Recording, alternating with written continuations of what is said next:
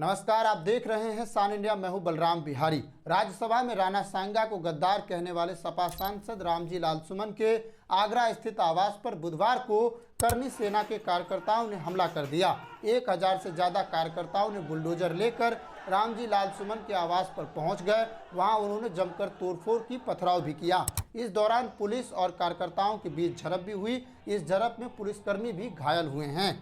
करनी सेना के कार्यकर्ताओं ने सांसद के घर के बाहर खड़ी 10 से ज्यादा गाड़ियों में तोड़फोड़ की, 40 से 50 कुर्सियां तोड़ डाली और गेट को तोड़कर घर के अंदर घुसने की भी कोशिश की, लेकिन कामयाब नहीं हो पाए। पुलिस ने उसे रोक लिया। इस हमले के वक्त सांसद रामजी लाल सुमन दिल्ली में थे। जिस समय उसके घर पर हमला हुआ, वहां से 1 किलोमीटर दूर सीएम योगी आदित्यनाथ का कार्यक्रम चल रहा था, जिसमें वे अयोध्या में राम भगवान के आगमन और महाकुंभ में मिली सफलता का बखान कर रहे थे। करनी सेना के कार्यकर्ताओं ने पुलिस की बैरिकेडिंग तोड़ दी। कार्यकर्ता उत्साह में थे, जय श्री राम का नारा लगा रहे थे और आगे बढ़ रहे थे। पुलिस ने कार्यकर्ताओं को रास्ते में रोकने की कोशिश की, लेकिन वह एक्सप्रेसवे से शहर के अंदर घुस गए। पुलिस ने स्पष्ट निर्देश दिया कि कोई भी घर से बाहर नहीं निकलेगा जब तक कि हालात ठीक न हो जाए। करनी सेना के कार्यकर्ताओं के हंगामे को रोकने के लिए सपा के कार्यकर्ता भी वहां पहुंच गए। सांसद के आवास पर पहुंचकर सपा के कार्यकर्ताओं के बीच और करनी सेना के कार्यकर्ताओं के बीच हिंसा भड़क गई। दोनों के बीच झड़प भी हुई। उनकी करनी सेनाओं के झड़प को देखते हुए पुलिस ने लाठी चार्ज भी शुरू कर दिया। फिर भी स्थिति नियंत्रण में नहीं आई तो कई इलाकों के पुलिस फोर्स को बुलाया गया। इसके बाद हालात पर काबू पाया गया। इस तरह इस पूरे मामले को निपटाने की कोशिश की गई। तत्काल तोड़फोड़ को शांत करने की कोशिश की गई। सपा सांसद रामजी लाल सुमन ने 21 मार्च को राज्यसभा में राणा सांगा को लेकर क्या कहा था, जिसको लेकर ये पूरा विवाद हुआ है, इसे देखना जरूरी है। आप यह वीडियो देखिए जिसमें उन्होंने राज्यसभा में क्या कहा, इस संदर्भ से समझा जा सकता है। एक तो ये बीजेपी के लोगों का तकिया कलाम हो गया है सभापति महोदय कि मुसलमान इनमें बाबर का डीएनए है। उप सभापति महोदय मैं जानना चाहूंगा कि बाबर का डीएनए मुसलमान में है। हिंदुस्तान का मुसलमान तो बाबर को अपना आदर्श मानता नहीं है, वो तो मोहम्मद साहब को अपना आदर्श मानता है, सूफी संतों की परंपरा को अपना आदर्श मानता है। लेकिन सभापति महोदय मैं जानना चाहूंगा कि बाबर को लाया कौन? बाबर को इब्राहिम लोदी को हराने के लिए राणा सांगा लाया था। तो मुसलमान तो बाबर की औलाद हैं और तुम गद्दार राणा सांगा की औलाद हो, ये हिंदुस्तान में तय हो जाना चाहिए। अगर बाबर की तो आलोचना करते हैं, राणा सांगा की आलोचना नहीं करते। सभापति महोदय ये बहुत सभापति महोदय ये देश की एकता का अनुभवी आदमी है। बातचीत में संसदीय मर्यादाओं का ध्यान रखें। संसदीय मर्यादाओं का ध्यान रखें। Time is over. जो भी चीजें संसदीय मर्यादा के अनुकूल नहीं है, की लड़ाई में your time is over, you please sit. करनी सेना द्वारा मचाई गई तोड़फोड़ को बीजेपी के सांसदों ने समर्थन किया है।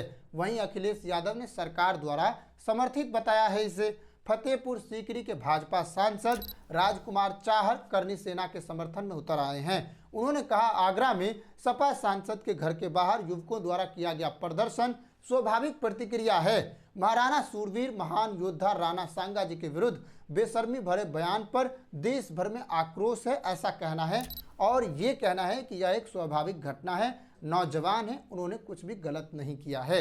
नौजवान कहकर किसी भी घटना को जोड़ देना कितना उचित है? नौजवान के नाम पर बहुत कुछ होता है, लेकिन क्या यह कह देना कि यह नौजवान है और स्वाभाविक है तो इसे उचित ठहराया जा सकता है? इसे सोचा जाना चाहिए। वहीं अखिलेश यादव ने इसकी निंदा करते हुए योगी आदित्यनाथ पर निशाना साधा है। उन्होंने कहा, यह सीएम की सहमति से तोड़फोड़ मचाई गई है। देखिए वीडियो। इस घटना के बाद अखिलेश यादव ने क्या कहा।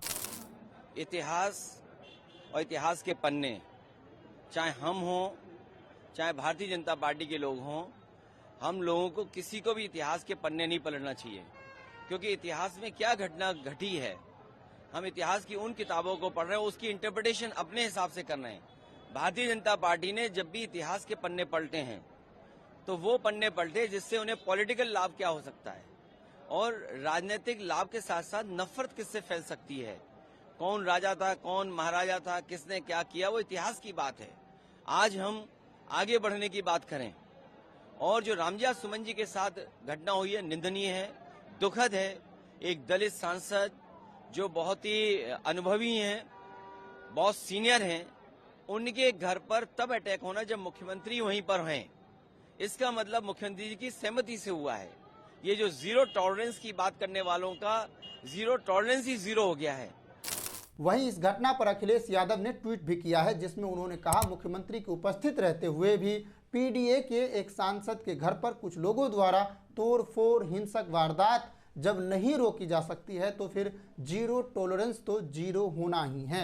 ये जीरो टॉलरेंस को लेकर योगी आदित्यनाथ पर यहाँ पर सवाल खड़े किए गए हैं अखिलेश यादव के द्वारा कि आपके रहते हुए भी इस तरह की घटनाएं नहीं रोकी गई। वहीं इस घटना पर रामजी लालसुमन के बेटे ने कहा, 2 दिनों से सोशल मीडिया के माध्यम से आवास पर आकर हमला करने की धमकी दिए जा रहे थे और आज यहां आए और लोगों पर हमला भी कर दिया गया। उन्होंने कहा, प्रशासन को इस बात की पूरी जानकारी थी। विरोध का ऐसा रूप हो रहा है कि वे लोग घर तक पहुंच गए हैं। ये लोग सत्ता संरक्षण प्राप्त लोग हैं, इसीलिए इतनी हिम्मत की जा रही है। करनी सेना के कार्यकर्ताओं ने हमले की पूरी तैयारी के साथ उनके आवास पर पहुंचे थे। उनके पास ईंट, पत्थर और बुलडोजर भी थे। इस तरह की प्लानिंग हुई थी। यह मामला अब समाजवादी पार्टी की ओर से दलित सांसद पर हमले के रूप में दिखाया जा रहा है। वहीं बीजेपी की ओर से इसे स्वाभाविक बताया जा रहा है, लेकिन कहीं से भी ऐसे हमलों को उचित नहीं ठहराया जा सकता है। विरोध की एक सीमा है। उन्होंने अपने बयान पर माफी भी मांग लिया था। फिर भी इस तरह का विरोध गहरी असुरक्षा को बढ़ावा देती है, जो कि ठीक नहीं है। ऐसे मामले में आप क्या सोचते हैं और आप इस पूरी घटना की कहानी पर क्या सोचते हैं, कमेंट करके बताइए। और आपको क्या लगता है कि इस घटना पर अब राजनीति दलित की होनी चाहिए कि दलित सांसद के घर पर हमला किया गया, या दूसरी तरफ राणा सांगा और जो हिंदुत्ववादी जो विचारधारा है उसको बढ़ावा देते हुए बहस की जानी चाहिए। इन दोनों बहसों में अब हिस्सा लिए जाने शुरू हो सकते हैं। ये मामला और आगे बढ़ सकता है। देखते हैं आगे क्या अपडेट रहती है। तब तक के लिए नमस्कार, जय हिंद।